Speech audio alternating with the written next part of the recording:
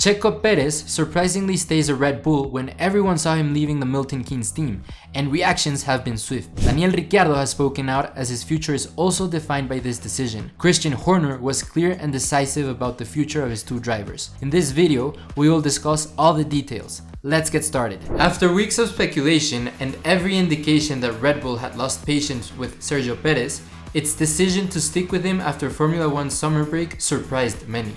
After all, it was only a couple of weeks ago that Red Bull team principal Christian Horner said that Perez's run of non-scoring form was unsustainable for its Constructors' Championship hopes. Then last weekend, just as Perez appeared to have done his cause no harm at all with a front row start in Belgium, he was lambasted by Red Bull Motorsport advisor Helmut Marko after his form collapsed in the race as he drifted backwards. Amid the ever-increasing threat from McLaren in the Constructors' Championship and no sign of the podium finishing form that Red Bull so needs, Marko's comments appeared to signal the end of the road was near. But as Horner and Marko met to discuss things at Red Bull's Milton Keynes factory on Monday, their conclusion went in the opposite direction. Rather than feel that Perez had hit the point of no return, their decision was actually to stick with the Mexican for the immediate future. All talk of a driver shuffle was off the cards, and Red Bull and RB's driver lineups were going to remain unchanged for now. Chief among them was the fact that while Perez's current form is not ideal, he has scored just 28 points since the start of the European season at the Emilia-Romagna Grand Prix. There is no obvious candidate smashing the door down as a no-brainer replacement. It is one thing a team accepting there is a problem with its current driver, it is quite another coming up with a better solution that is guaranteed to be better. Had Red Bull's second RB squad had someone of the caliber of previous promising youngsters like Sebastian Vettel or Max Verstappen, clearly with the potential to bring home wins in the right car, then the Perez outcome would almost certainly have been different. However, Red Bull's senior management is understood to not be totally convinced RB's Yuki Tsunoda has the right mental approach that it thinks is essential to be fighting at the front. Furthermore, Ricciardo, who was supposed to act as Red Bull's comfort blanket and be the candidate to step up if Perez did not deliver, has also not covered himself in glory this year. The Australian is currently 10 points behind Tsunoda in the standings, and while he has done enough in recent races to suggest he has turned things around enough to keep hold of his own seat for now, it is still not certain that putting him in the Red Bull would be a guaranteed step forward. Reserve driver Liam Lawson was an initial frontrunner to be given the nod for Red Bull if Perez was axed, but there was understood to be some concern that thrusting him into the high-pressure environment of being alongside Verstappen and expected to fight for the Constructors' Championship was perhaps a step too far considering his lack of experience. As well as the lack of driver replacement options, as Red Bull dug into exploring just why things have not gone well for Perez in recent races, there was a growing feeling that perhaps all the blame should not be placed on the Mexican's shoulders. Sure, mistakes like he made in Silverstone and Hungary in Q1 when he crashed out were all of his own doing. But equally, there are other factors that have emerged that left Red Bull feeling that perhaps it should have done more to help give Perez a better shot at delivering. It is understood that one of the outcomes of the discussions between Horner and Marko was that if Red Bull could find ways to give Perez more of what he needed from his car, then that was a better route to delivering results than throwing someone new in. Horner's tone in particular was notable on Sunday in Belgium, when he suggested that what was needed was more support for Perez, rather than pulling the rug from beneath his feet. What's frustrating for everybody is Checo struggling because nobody wants to see him struggle. Everybody wants him to succeed. The team has been and is right behind him. Everyone wants to see him succeed because it hurts seeing him in the situation that he is in. While it is not clear what this extra support for Perez means going forward, it is likely to involve a root and branch review of everything around the Mexican and the team to make sure he is totally comfortable. This could include improving the support structure around him, the people he works with, and the actual makeup of his car, with it widely understood that the direction of the upgrades over recent months has taken a level of comfort away from him. There is a feeling that if Perez can have beneath him a car that he is totally comfortable with to push on the limit, allied to a crew who know how best to get the most out of things, then the results will come. With the summer break coming up, and a bit of breathing space before the Dutch Grand Prix following the intensity of the last 5 races, any changes to help Perez can be prepared in a methodological manner to ensure he has what he wants when the cars are back in action. Another factor that came into play was the way the calendar shapes up after the summer break, which again shifted things in Perez's favor. It is understood that, as part of Horner's address to the team factory on Monday about Perez staying, he made reference to the fact that upcoming races are those he has excelled at in the past, so they offer a good opportunity to see if changes made around him have an impact.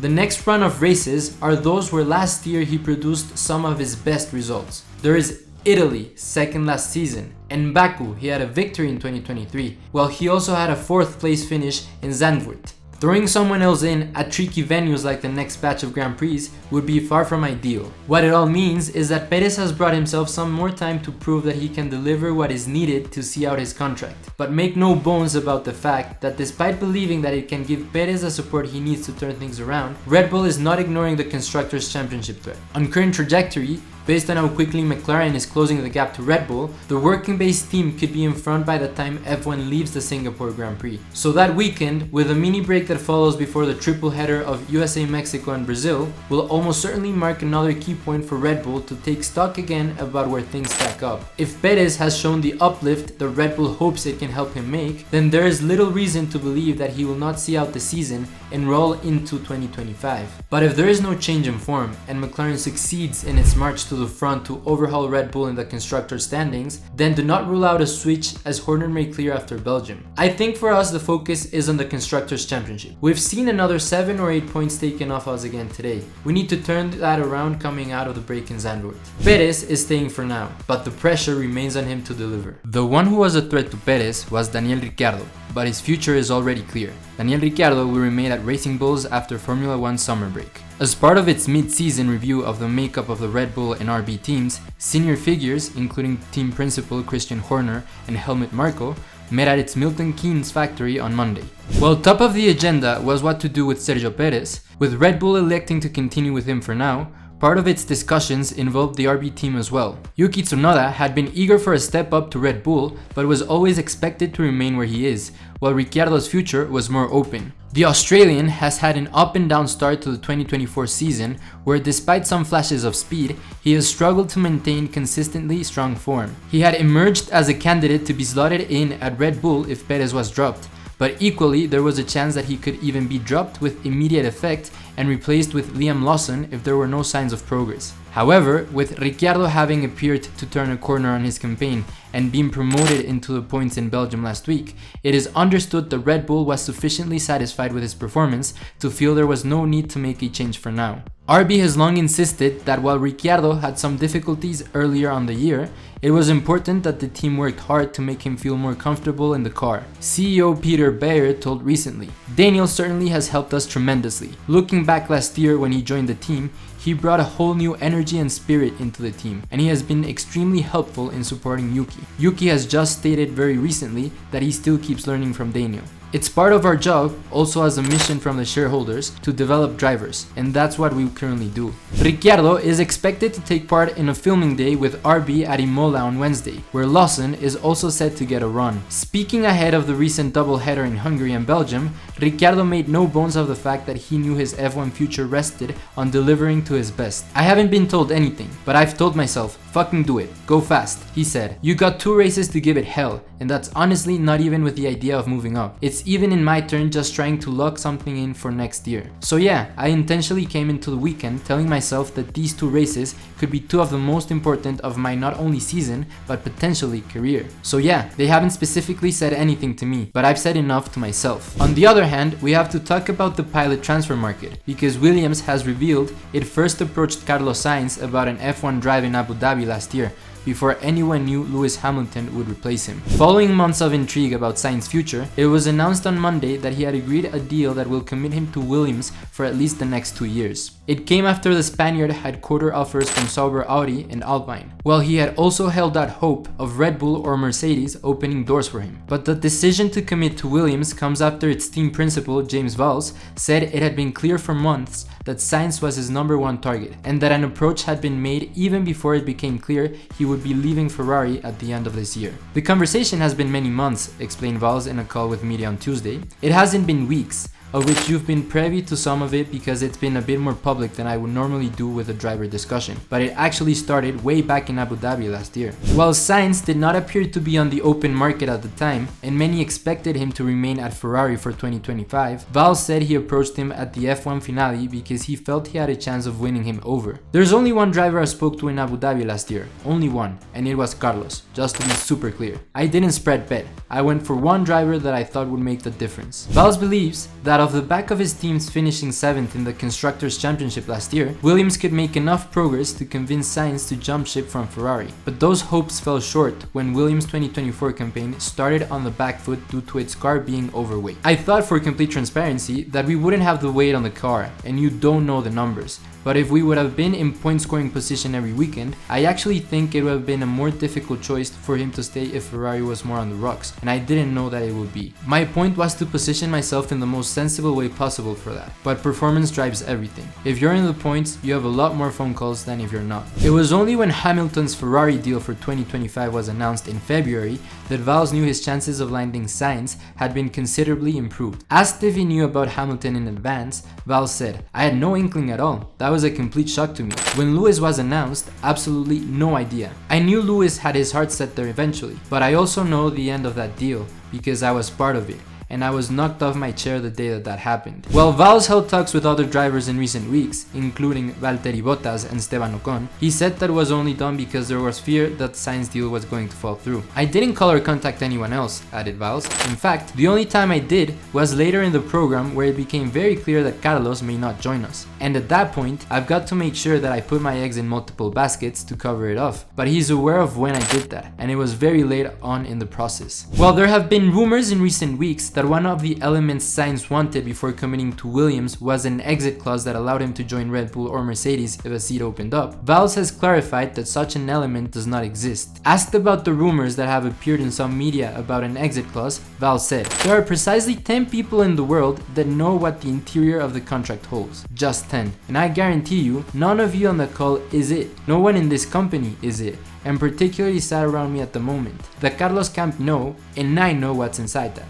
So anything you've read on the internet is speculation. And that is it." The message that the deal is for 25 and 26 and beyond did not come from myself. That came from Carlos. He wanted to be abundantly clear to all of you, to the world, that he has committed and this is where he wants to be. Let us remember that this addition between Williams and Carlos Sainz officially took place yesterday. Williams had thought its chance of signing Sainz had disappeared with Alpine's surprise offer to the Spaniard around the time of his home race at Barcelona last month.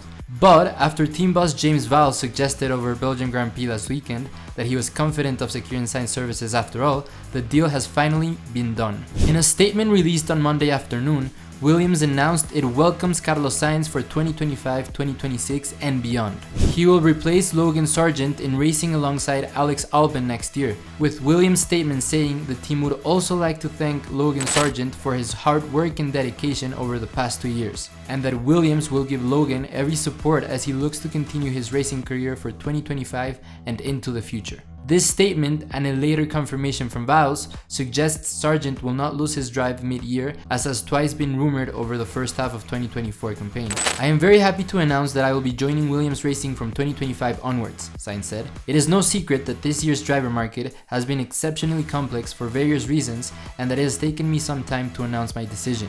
However, I am fully confident that Williams is the right place for me to continue my F1 journey, and I am extremely proud of joining such a historic and successful team, where many of my childhood heroes drove in the past and made their mark on our sport. The ultimate goal of bringing Williams back to where it belongs, at the front of the grid, is a challenge that I embrace with excitement and positivity. I'm convinced that this team has all the right ingredients to make history again, and starting on January 1st, I will give my absolute best to drive Williams forward alongside every single member of the team. I want to thank James Valls and the entire board of Williams for their trust and determination. Their solid leadership and convictions have played an important role in my decision making. I truly believe that the core of every successful team lies amongst their people and their culture. Williams is synonymous with heritage and pure racing.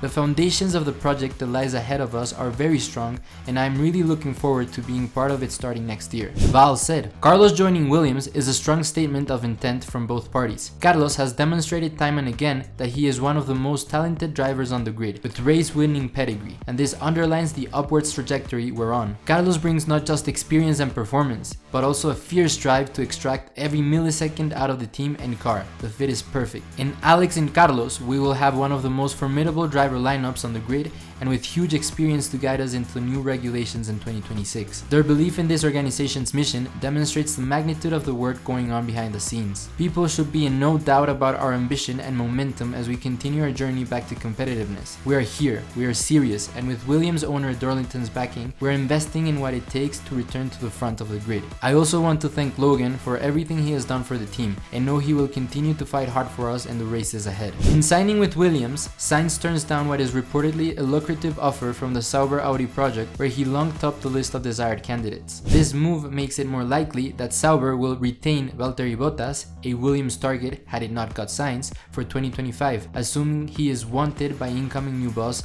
Mattia Binotto. Alpine is also still looking for a second driver to race alongside Pierre Gasly for 2025, with Mercedes' replacement for Hamilton and Red Bull deciding what to do with its complex driver lineup situation across its main squad, and RB now the outstanding pieces of next year's driver market. The possibility of Sainz signing a deal with Williams on the condition of a break clause for 2026 should spots at top teams open up again next year, a factor in his lengthy decision-making process, was denied by Wilds to reporters at Spa last weekend. While Red Bull's decision to retain Sergio Perez after the summer break caught many by surprise, especially given his recent struggles and criticism from team advisors, despite harsh comments and Perez's inconsistent form, Red Bull opted to support him, acknowledging that a lack of suitable replacements and some team-related factors contributed to his challenges. This decision reflects Red Bull's belief in providing better support and adjustments to help Perez improve. Meanwhile, Carlos Sainz's move to Williams has been finalized after months of speculation